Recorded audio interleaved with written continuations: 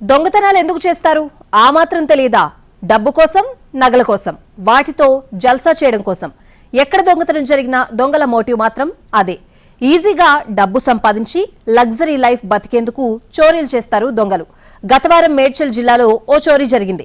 ఇక్కడ దొంగల మోటివ్ తెలుసుకుని ఆశ్చర్యపోవడం అందరి వంతైంది. లైఫ్లో సెటిల్మెంట్ కోసమే ఈ చోరీకి పాల్పడ్డారు దొంగలు. జీవితంలో ఎదుగు బొదుగు లేదు, సంపాదించిన డబ్బులు కూడా సరిపోవట్లేదు. ఏం చెయ్యాలో అర్థం కాలేదు. బతుకు తెరువు కోసం దేశం మొత్తం తిరిగారు.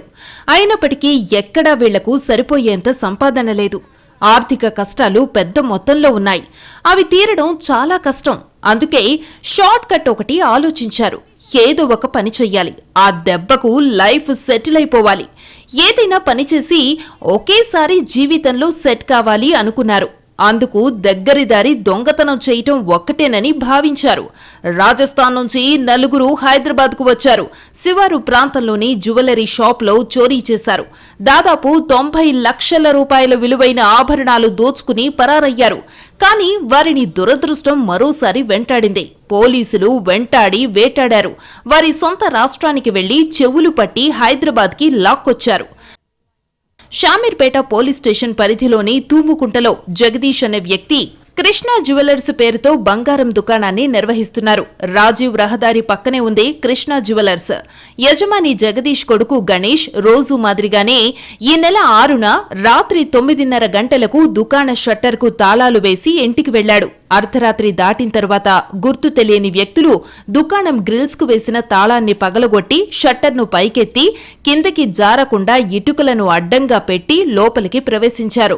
అద్దాల ర్యాకుల్లో ఉన్న 48 తులాల బంగారు, 80 కిలోల వెండి ఆభరణాలు, పాత్రలు ఎత్తుకెళ్లినట్టు పక్క దుకాణంలోని సీసీ ఫుటేజీల్లో రికార్డైంది.